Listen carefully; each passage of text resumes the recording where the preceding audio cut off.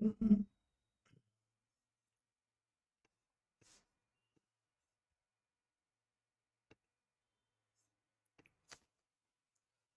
everyone. Today is 1st of January and I wish you all a happy new year, and I wish that all the dreams and all the hard works that you have done in the past year and that you are going to do this year should bear the result and fruits of success to you. So guys, let's start with the newspaper analysis. So in this particular video, we are going to take up the entire analysis of Hindu along with the background as well as detailed way forward. In this particular session, we will discuss all relevant articles from UPSC point of view, and I would also like to tell you that you can download explainer notes of this particular session from our Telegram channel.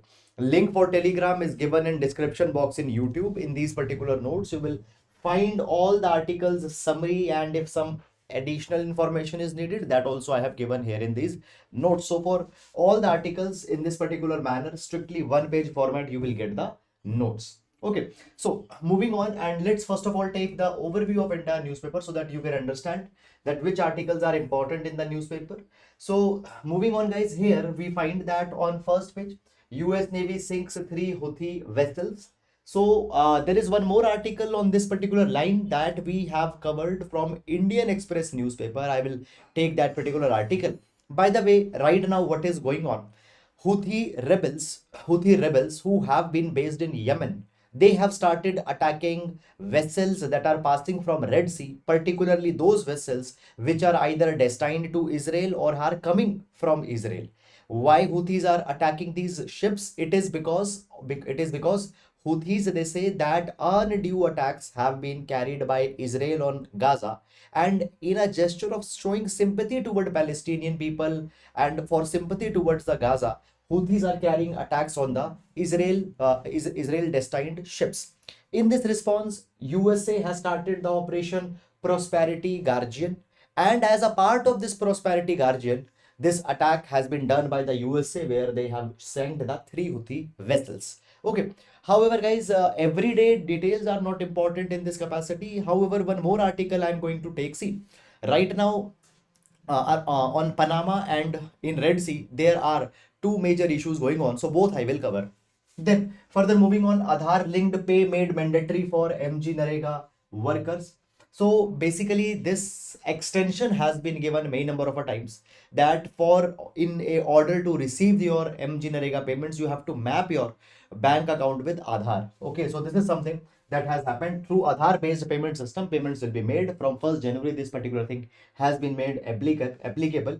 But point is that there are many people who have not enabled the Aadhaar enabled payment system. So they might face the problems in this thing. Then we have these advertisements, etc. Then in city section, largely the regional issue, advertisements, tenders, etc. they have been given. So directly we will skip this particular section because nothing much important for exam is given, and we'll reach to editorial page. Now in editorial, we have this article reading the tea leaves for 2024. Now article is talking about that what are the challenges for 2024 and how to deal with those challenges. So we'll take this particular thing.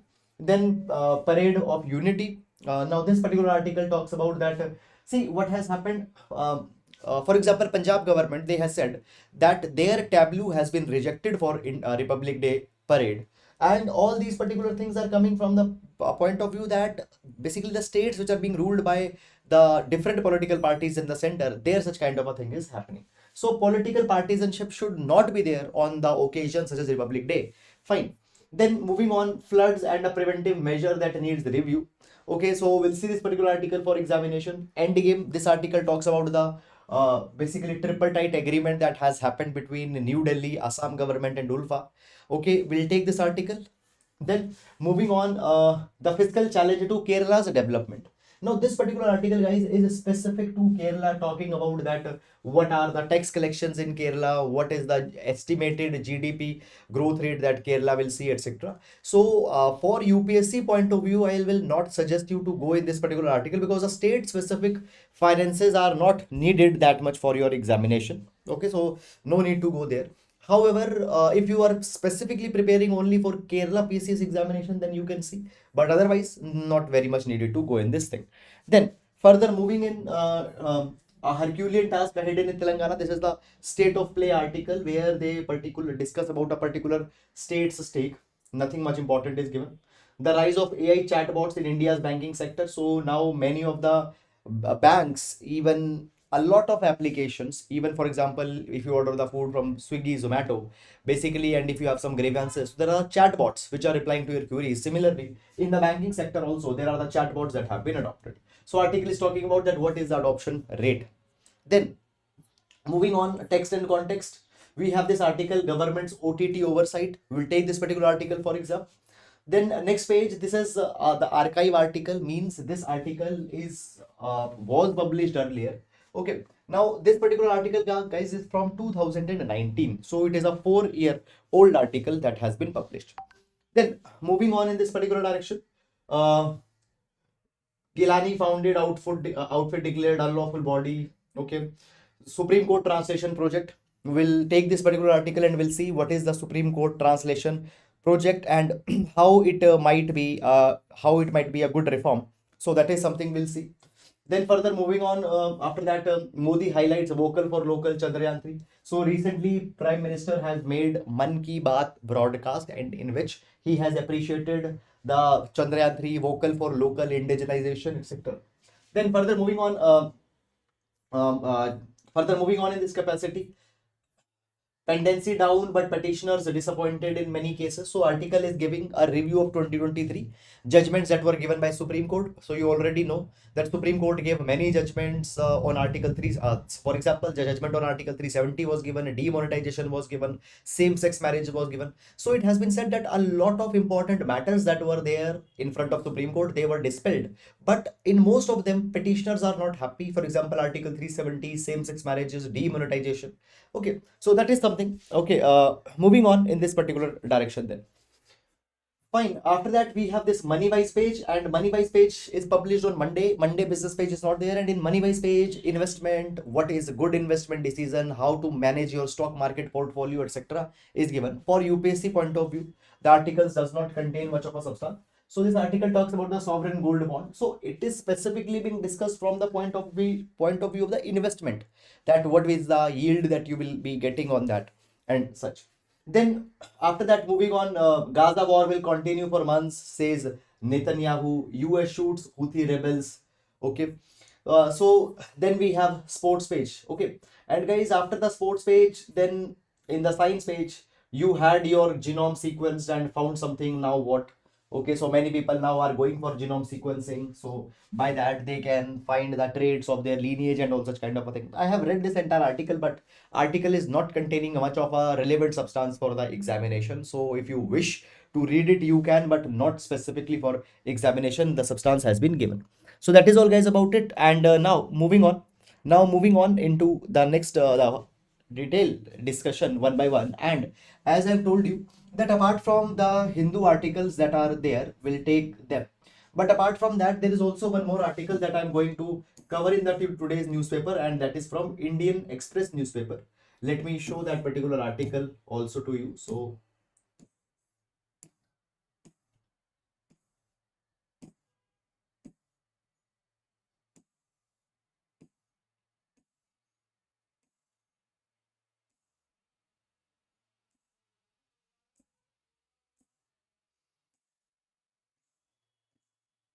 just a minute,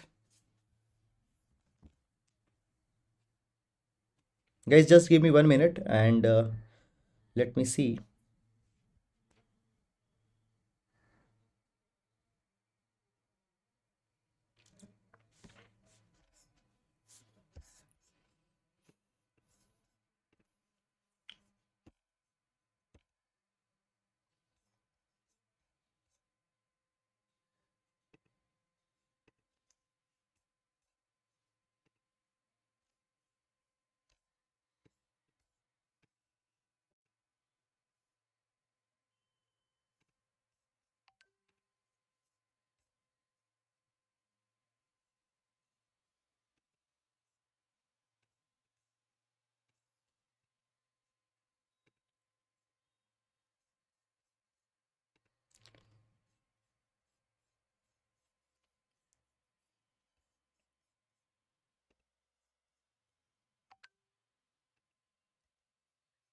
Okay, guys, just give me 1 minute. I will. Uh, there was one more article, I think, in this synoptic notes that got missed. Let me open that particular article. Just give me 5 seconds. I will take 5 seconds. Just give me that. I will put that particular article here. Okay, just give me 5 seconds. Now I know that video is not visible, but let me just put it that also.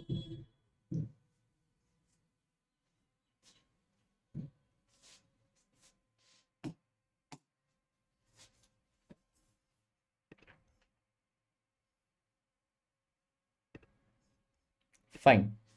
So this is one more article that we are going to take from Indian Express. How two choke points could turn into a perfect storm for global trade. So here they are actually discussing that on one hand, there is this Panama Canal route and then there is a Suez Canal route. In both of these routes, there is a disturbance that is going on, and for world trade, it might be a problematic thing. So we'll take it up. We'll take it up. Okay. Now let's discuss one by one in the detail. Let's discuss one by one in the detail. Now, guys, every class we start with the GS quotation, and the idea of this particular GS quotation is to give you substance so that you can use in your GS paper or so that you can use it in your essay paper. Now, the today's GS quotation that we have, that we are going to take, is from Martin Luther King Jr., civil right activist. Now, Martin Luther King Jr. says that non-violence means avoiding not only external physical violence but also internal violence of spirit. You not only refuse to shoot a man, but you refuse to hate him. Now, often we hate people because the factors such as religion, caste, gender, ethnicity comes in between. So basically, violence is not external or physical violence.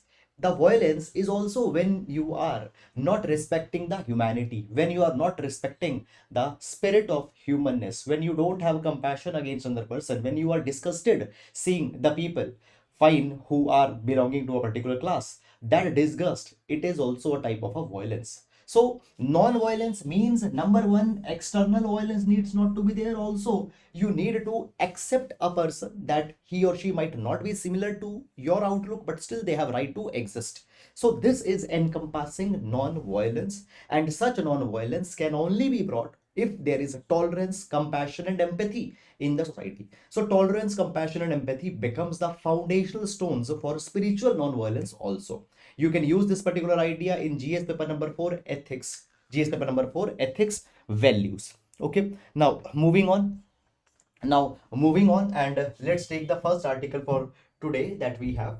Okay, so first article that we are going to take is Endgame, and this particular article is from Hindu, and this article will take for internal security GS paper number 3. Internal security GS paper number 3.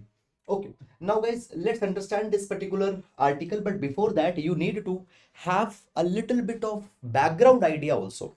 However, if you are following the newspaper analysis regularly, then on Saturday, if you remember, Saturday I have discussed one article on this particular line that was also from Indian Express newspaper.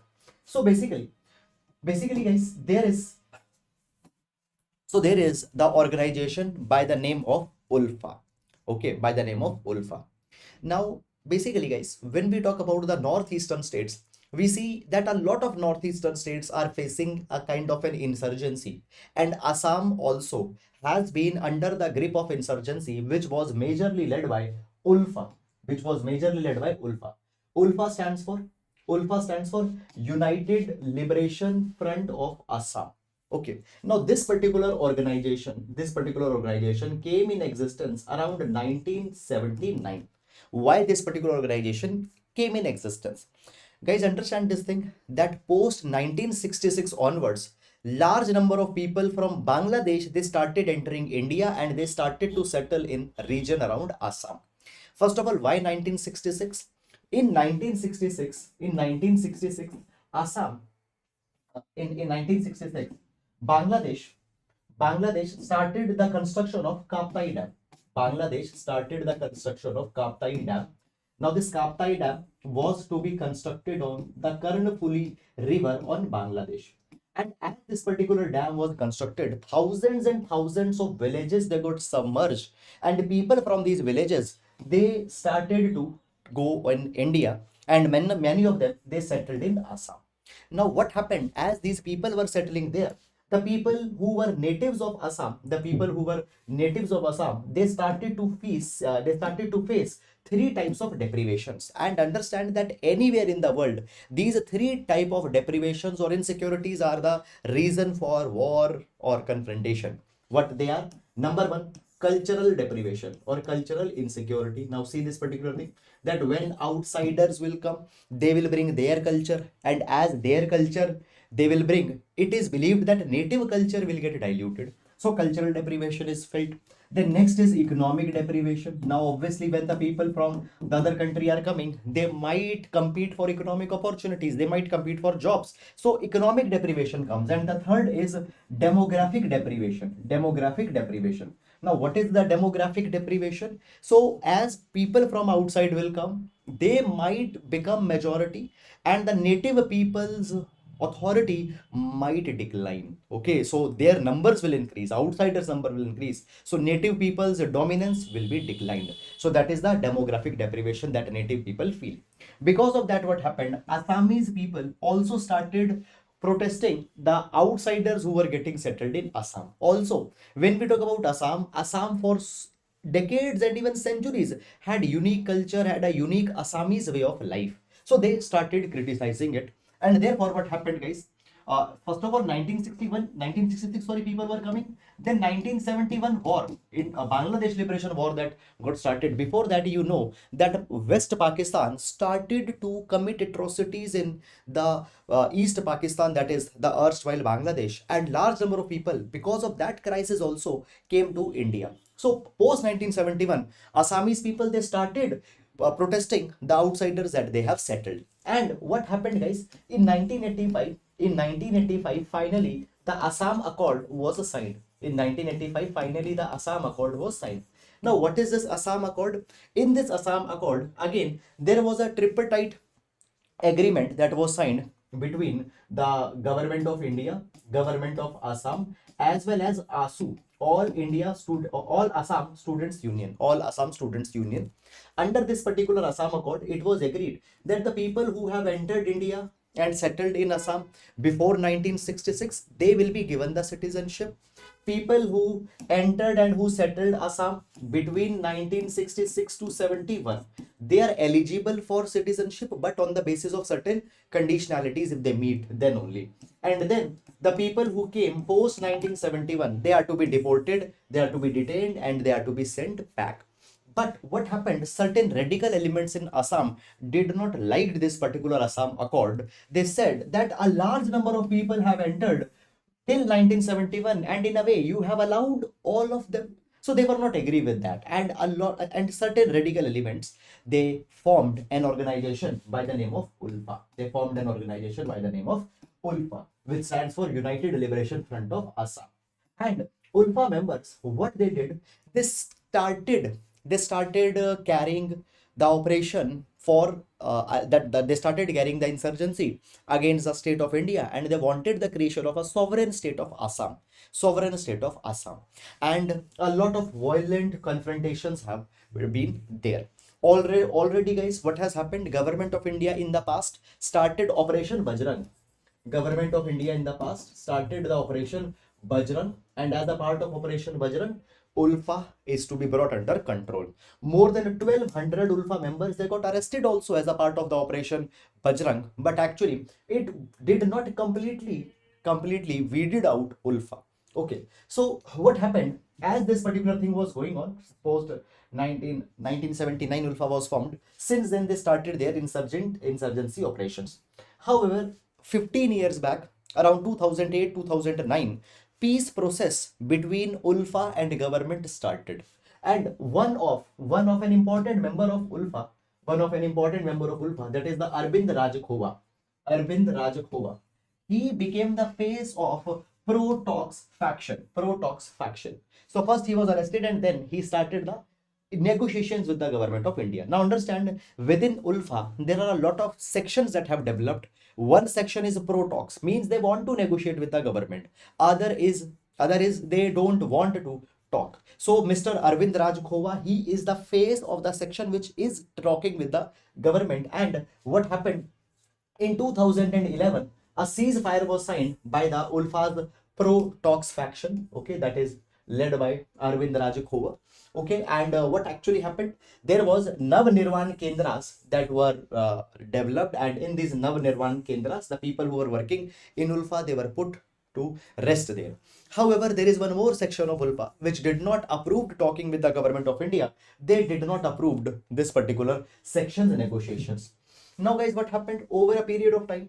Over a period of time, these particular negotiations have been going on fine, and a charter of demands were given by Ulfa to the government. But finally, recently, government started taking it more seriously, and finally now a tripartite agreement, means a three-party agreement has come in existence, and this tripartite agreement has been signed between three parties, that is Ulfa, Union government, and the Assam state government. And finally, it has been said that insurgency, which is going on for so many years in Assam, now has been brought to rest.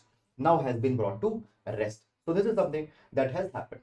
Now, guys, when we talk about Ulfa, I told you that there is one more section of Ulfa that is not ready to talk with the government of India.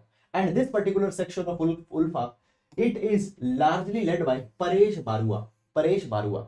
And Paresh Barua has insisted on the sovereignty of the Assam state. They want an Assamese independent state, and therefore this section led by Paresh Barua, it has come to be known as Ulfa I, that is Ulfa Independent. Ulfa Independent. Okay. Now when we talk about the Paresh Barua section, he now this particular section's support has been weakened up, but still that particular section is operating in quite a few numbers, and it is actively involved in basically in the jungles of Myanmar. They have found their refuge. Okay, this is something that is going on. Now we have found this particular thing, that also now the people joining the Ulfa I, their numbers have also come down, their support have come down. Okay, but still the threat of militancy stays in Assam, because this other section of Ulfa led by Paresh Barua has not accepted and is not very much agreeable with the idea of negotiation. So we need to be very careful on this particular development. So that is all about it. And now moving on to the next article. Moving on to the next article. Floods and a preventive measure that needs review. Flood and a preventive measure that needs review. Now this particular article, guys, we are going to see with respect to the GS paper number 3, disaster management. GS paper number 3, disaster management. Now the article is talking specifically with respect to the power outage that is carried after a flood or cyclone that has come.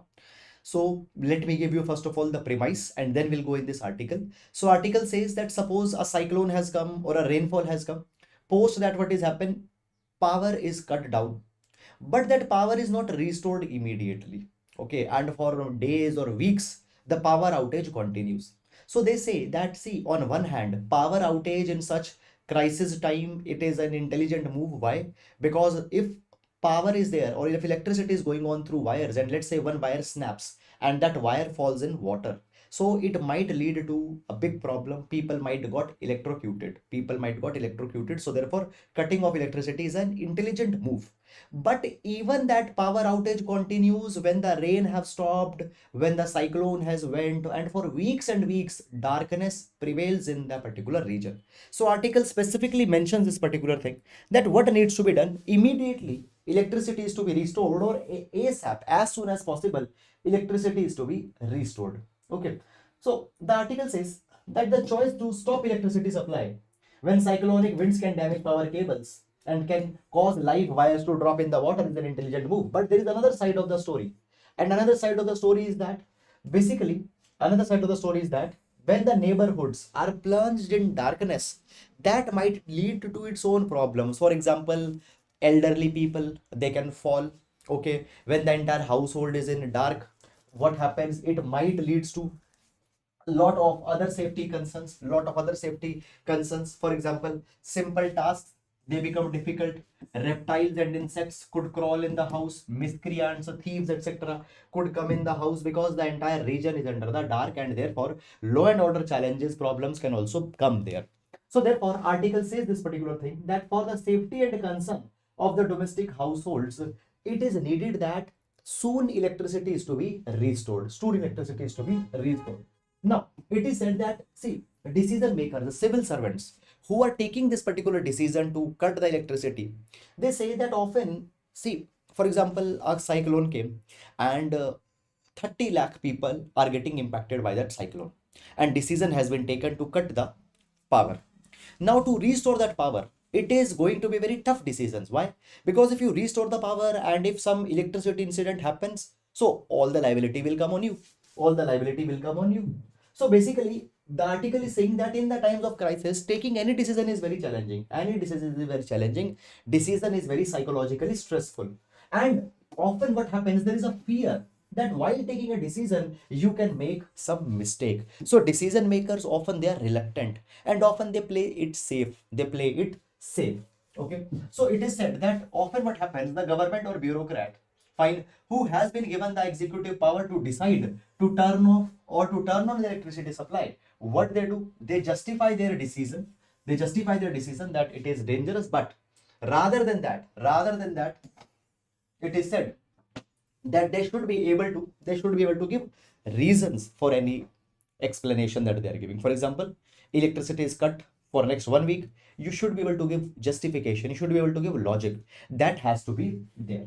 Also, next thing that is provided, that all the decision maker should be made accountable for their choices, because any decision that is being taken in the times of disaster will have an impact on millions and millions of life. So they need to be made accountable.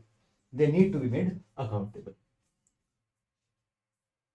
Okay, the next thing that has come here is that basically what can be way forward, what can be solution in such kind of a crisis. So number one, it is being provided that decision making cell should be more granular and definitely it should be faster. So basically understand this thing, that suppose there is a particular region where the water logging is there. Now that water logging area is, let's say, 5 square kilometer, but because of that region, entire city's electricity could not be cut down. So decisions where electricity is to be restored, where the cut will continue, those decisions should be made on granular level, more microscopic level, and decision making needs to be fast, and the decision should be implemented immediately. Also, the next thing that is being the next thing that comes here is that there needs to be reviews that are to be done every few hours. There should be the oversight mechanism which should take updates on hourly basis and should decide as what to be done next. So this, by this particular way, disaster management can become more effective. This is the way that disaster management can become more effective.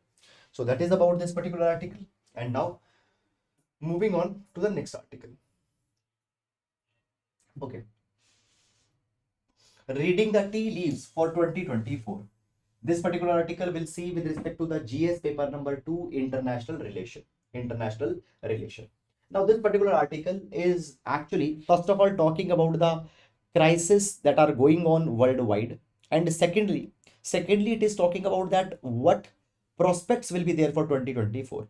What are the areas where there is a convergence, and what are the areas where there will be the confrontations that are going to be there. Now, first of all, if we see past year, that is 2023, it has witnessed poly crisis, multiple crises at the same time we have seen. First of all, Russia-Ukraine crisis that was there. After that, guys, the climate change became a very big challenge. In COP28, world developed and developing countries were divided. Then debt burden of developing countries have increased. And even if you remember, guys, recently IMF had said that India's debt to GDP ratio might go to 100% by 27-28. Also, Israel-Hamas conflict started in October. So multiple crises at the same time continued in the entire world throughout 2023.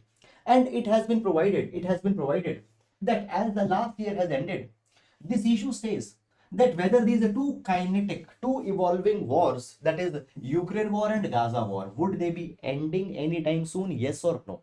As of now, Israel's prime minister had said very clearly this particular thing, that Israel will not stop the war till their goals are achieved. Now, what are the goals of Israel? Goal number one, that they want to free hostages which have been taken by Hamas. Second goal is that they want to eliminate Hamas, so that Hamas tomorrow does not becomes any challenge for Israel. So this is something, the goal that they have said. But whether they will reach these particular goals or not, that is very difficult to say, because in the past, see, Israel's record against the state actors have been very good, but Israel's record against the non-state actors have not been very much good. Okay. Now, also we find this particular thing, guys, that as this breakdown of Gaza is going on by Israel, now regionalization of this particular conflict has also started to happen. Yemen-based Houthi militia, now they started attacking the ships going to Israel in the Red Sea. So this is something which new dimensions have got added, and it has further complicated the situation of this particular war. Why this particular war? Now, the article further says this particular thing. Let's see. We need to understand this particular thing. That the future of Russia-Ukraine war is way more difficult to decipher. Why? Because now 2 years have already happened. Russia-Ukraine war is going on. Now, war fatigue has started to come. Now, the situation is like this, that Ukraine is too weak to win and Russia is too strong to lose. Okay, Ukraine is too weak to win, Russia is too strong to lose, and a stalemate has started. USA has supported Ukraine with money, weapons, etc. But war fatigue has started to come. Even elections are coming in USA in 2024. So USA will not give endless support to Ukraine. They will reduce their support. Okay. Also, what has happened from the side of Russia? Russia actually failed to prevail over a small state such as Ukraine, and it has dented credibility of Russia also, that you claim to be superpower, you challenge America, but you have not been able to win over the small state such as Ukraine. So Russia's credibility has also been impacted.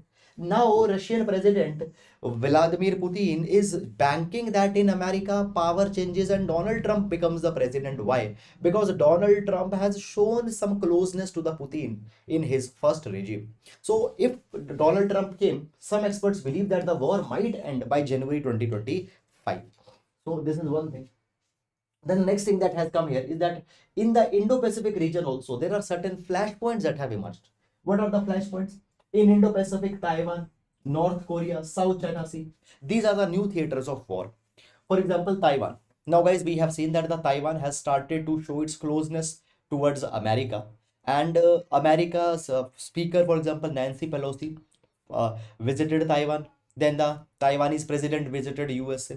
Because of this particular thing, China is not liking this relation.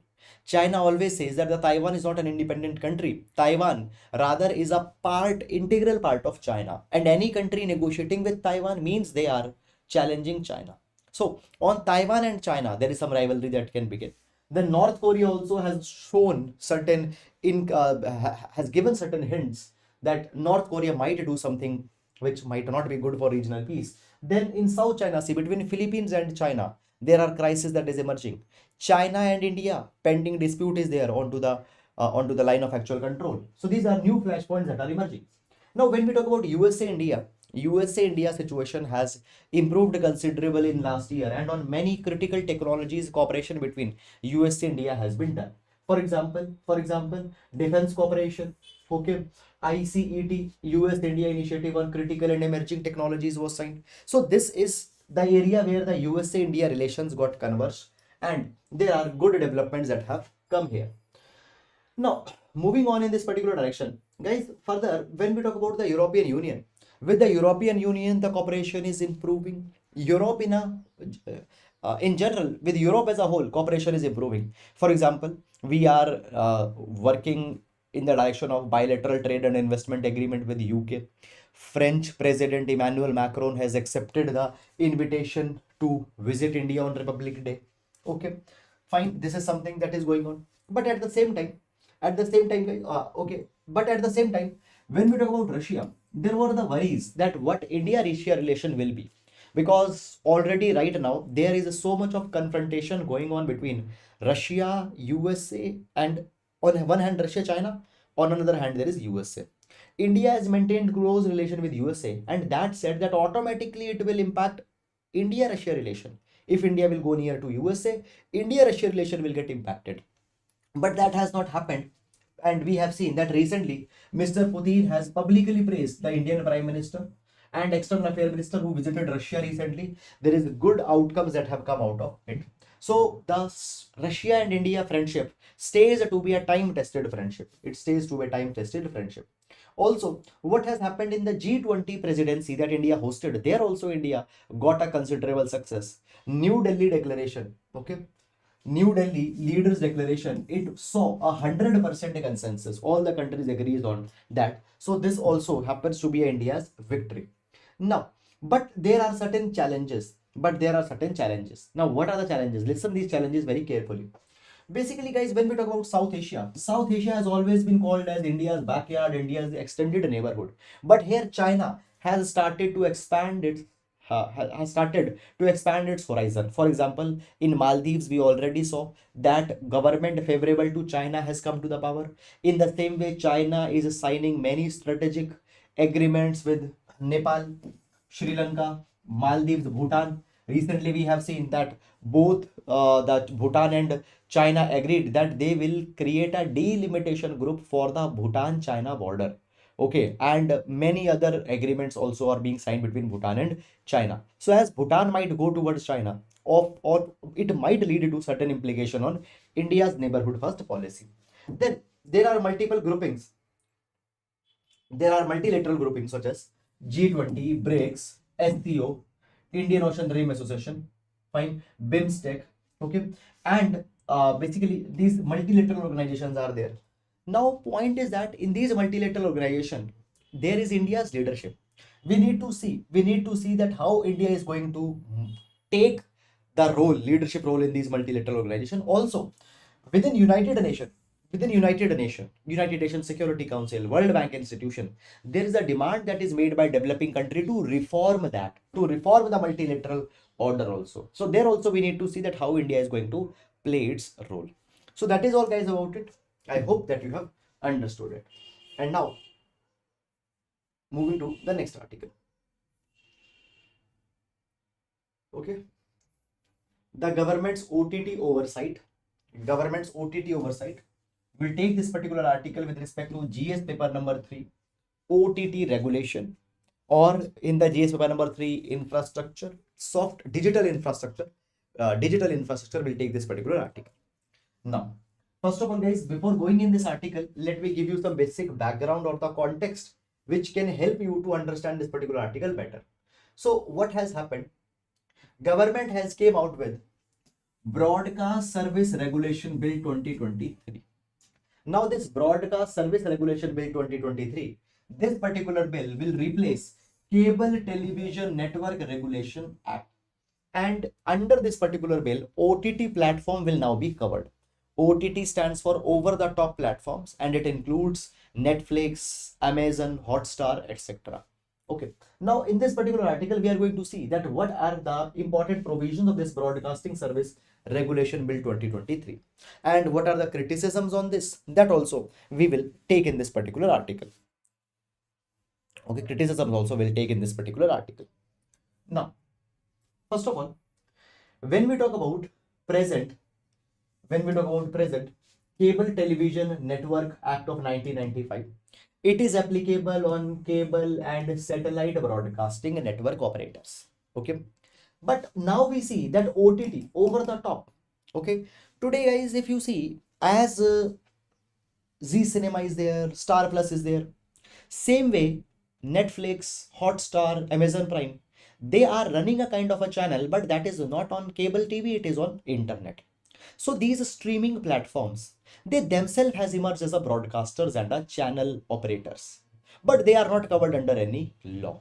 So now with this new OTT bill that has come, now this new Broadcasting Service Bill that has come, OTT platforms will be covered under this. OTT platforms will be covered. So this particular draft provides that it expands the purview of broadcasting rules and Internet Protocol TV, OTT broadcasting, fine, all will now be covered under this particular bill if they have a particular number of subscribers.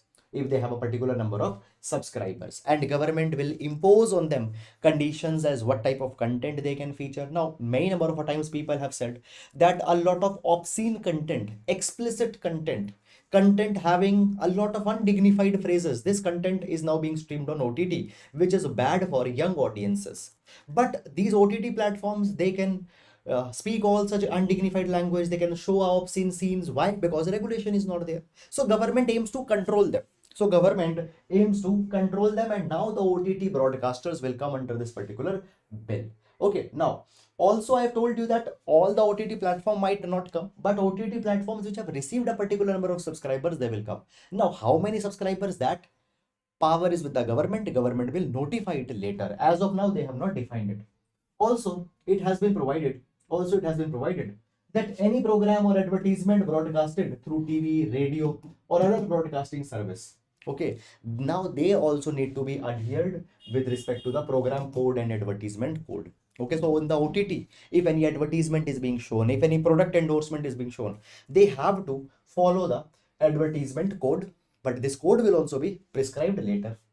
Okay, now also it has been provided that the broadcasters will have self classification.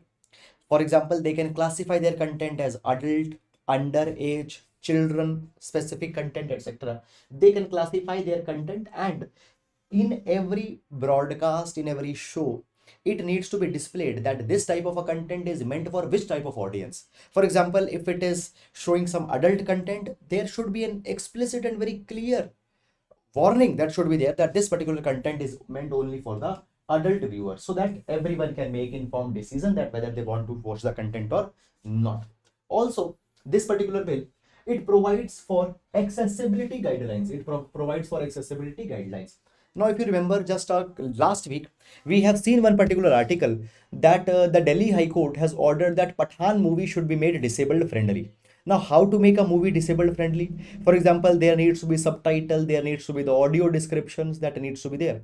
For example, if a person who cannot see, visually impaired person, let's say watching a TV, that visually impaired person can make sense as what is going on through the dialogue. But often there are certain depictions in the movie where the dialogues are not there. For example, dark night is there. Somebody is entering silently in the room. No, dialogue delivery is not there in these scenes. So how visually impaired people will know what is happening? So audio descriptions need to be there, which will tell in the background somebody is entering the room. There is the night scene. Okay, so audio descriptions should be added. Subtitles needed to be added. Okay, all such accessibility guidelines are also being given. Okay, and guys, also it has been provided that if accessibility in the programs is not ensured, then for that particular thing, there will also be a grievance mechanism, complaint mechanism will also be created. Okay, then the next thing that come in this particular action is that also government has provided for the self-regulation regime.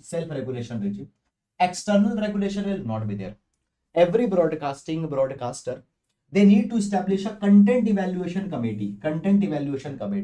And in this content evaluation committee, members from different social groups such as women, child welfare committees, scheduled caste community, scheduled tribe community, minority community. So every broadcaster OTT platform needs to have this content evaluation committee, and before airing some content on their platform, they need to take approval of this committee that yes, whether can we show this content or not, is it content offensive to a particular caste or community. So the self-regulation will be done. Also guys, it has been provided that government is coming out with three-tier regulatory structure. Government is coming out with. Now what it is, see, so first of all, at the level of a broadcaster or at the level of an OTT platform, there is self-regulation. Fine, operators will do it their own.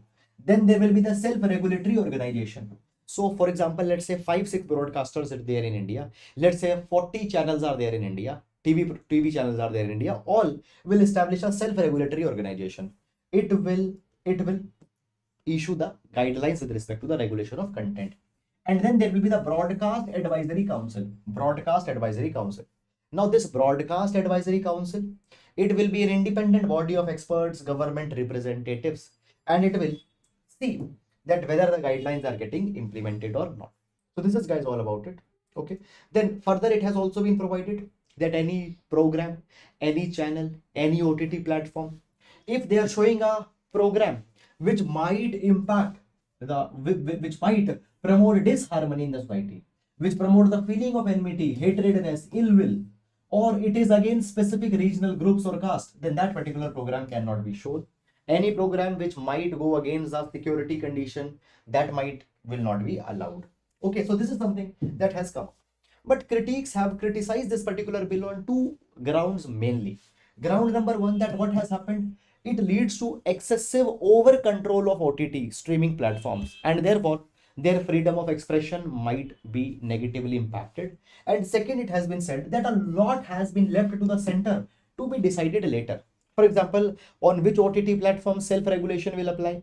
They will now, the platform having particular number of subscribers, they will come under the radar. But how many subscribers, that have been left to the center.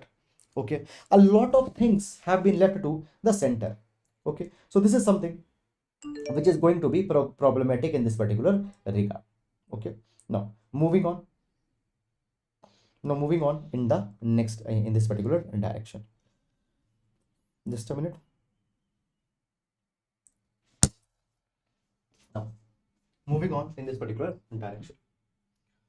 Okay, so the next article that we have is, okay guys, one more important thing just I would like to tell you here is that today I would be coming out with a very important video, which is what are the 7 habits that you need to have for 2024.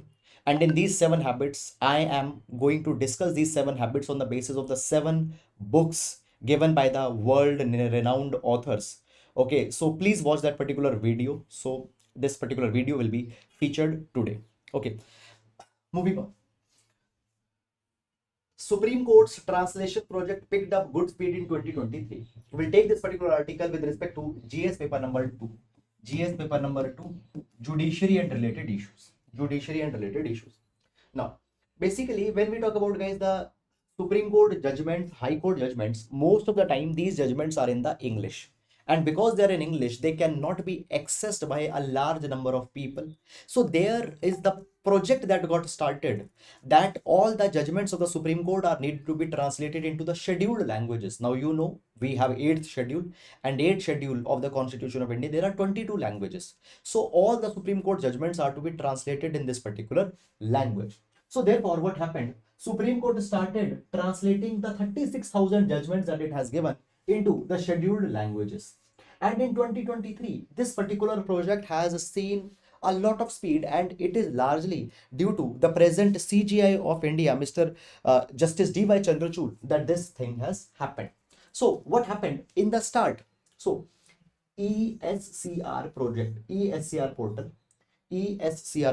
is the one which is translating the Supreme Court judgments into the scheduled languages, and 31,000 judgments have been translated by 2023. In the start, only 2 to 3 translations were there, but by the year end, 31,000 judgments have been translated. And for this particular thing, Supreme Court has used artificial intelligence tools. Also, they have inaugurated a dedicated software, that is a Supreme Court Vidhik Anuvad software system, SUVAS AI tools. Also, the present CGI took the initiative to appoint the retired High Court judges and their law clerks, who will further help in identifying the errors in judgments. For example, a judgment was given in English, when it is being translated in Hindi, some error came. Often such kind of things happen. Okay, for example, steel plant, in one of a paper, what happened, steel plant was translated as steel podhe. Okay, so often there are some errors that might also come in interpretation. So for correcting it, High Court judges and their law clerks have been appointed, which have helped in further enhancing the speed. So this is something that is there. But one thing that has been provided is that basically these particular interpretations, these particular transcripts of interpretations cannot be used in the court, because see, there can be some error also that is there. If there is that error, the responsibility lies on the person who is using that interpretation. That error is to be corrected. Okay, so this is something. Okay, so the translated rulings come with a disclaimer that absolve the Supreme Court registry of any responsibility of incorrect or inaccurate translation. Okay, moving on. Moving on. So there is one more article. Fine. Here we have this particular article. Okay, I will. Okay, so there is one more article. So guys, what I will do, I will upload this one page that actually got skipped from the main file in the comment box of that main file on Telegram channel. So the main file of Telegram that you will open, in the comment I will upload this particular one page PDF file also. Okay. Now, how we can see the translation? Please revisit the Supreme Court registry, there you will be able to see that. Okay. India closing, just a minute. Yes. So guys, by mistake, the heading is different here. Previous article's heading is there. So how two chalk points could turn into a perfect storm for global trade. Okay. Now, first of all, I will zoom this particular picture so that you can see more clearly what is written here. Okay. So here you can see that here we have Red Sea. Here we have Red Sea. Here there is Babel Mandeb. Here there is Suez Canal. Here we have Panama Canal. Here we have Panama Canal. In this side, okay. Here we have Panama Canal. Okay. Now, Panama Canal is very important. Why Panama Canal is very important? Panama Canal, why it is important? Because it connects two of the oceans, that is Atlantic Ocean and Pacific Ocean. If Panama Canal would not have been there, the ships, they have to take this particular route. The ships have to take this particular routes. For example, San Francisco is there and New York is there. So now San Francisco and New York would be connected by this particular route of 20,900 kilometers. But because of the Panama Canal, now they can make this journey in just 8,370 kilometers. When we talk about Panama Canal project got started in 1904. Fine, 1904. Okay, under the Roosevelt. Fine. And secondly, we have the Suez Canal. So today, let's say the ships originating from Asia, South Asia, if they want to reach to Europe, they go through Bab el Mandeb, then they'll go to Red Sea, and then by passing the Suez Canal, they can reach the Europe. But if Suez Canal route is not there, or if Red Sea is disturbed, then they have to take this particular route from the Cape of Good Hope. Cape of Good Hope. Now, if we talk about the route through Suez Canal, it is 15,630 kilometers. But if we talk about the route around Cape of Good Hope, it is 21,705 kilometers. So basically, these two routes. Okay, this page is there in last page of PDF. Okay. Okay, just a minute. Let me check that also. Give me 1 minute. Okay. Fine. So I think there is some mistake that happened. So no problem, dear. The PDF that has been already uploaded on the last page, this PDF has come. So not at all a problem. Fine. So we find that this Panama Canal and Suez Canal are two important. These are two important interjunctions for the world shipping. But these two places are both seeing the problem right now. First of all, what is the problem that the Suez Canal is facing? Let's see that, and then we'll see that what is the problem that the Panama Canal is facing and how India might impacted by this. So let's see that. Okay, so first of all, when we talk about the Bab el Mandeb route, that is the Red Sea route, Suez Canal route, we find this particular thing that Houthi militia, they have started target the ships going through the Red Sea, because from Red Sea then they will enter the Suez Canal. They have started targeting the ships going in the Red Sea in a protest against Israel. And because of this particular thing, one shipping company, Maersk, what they have done, they have outrightly said this particular thing that they will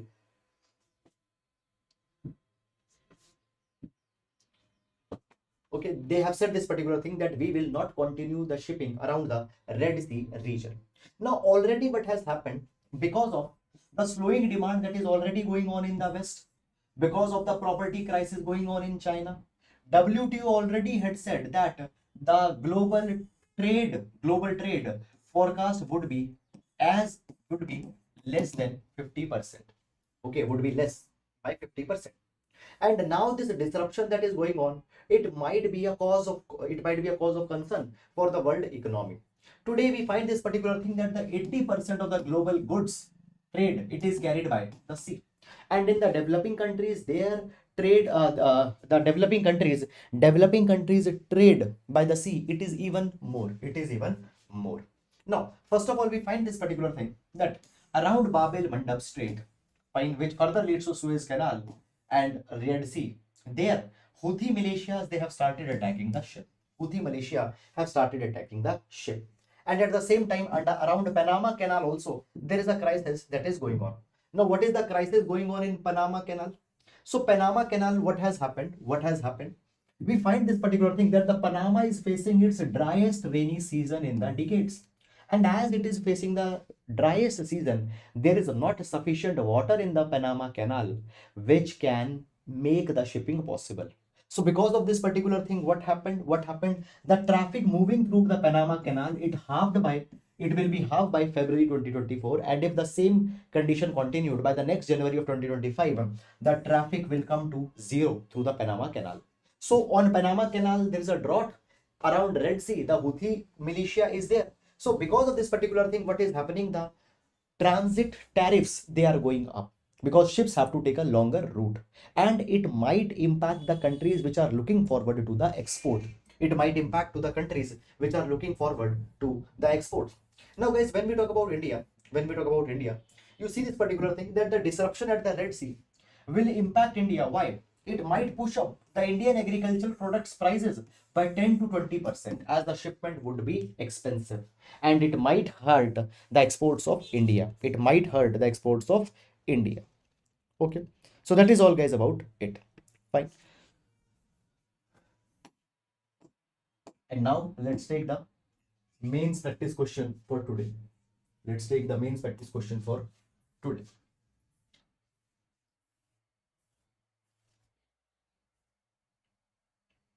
So the question for today is, what does the union government's draft broadcasting service regulation will mean for OTT platform and content creators?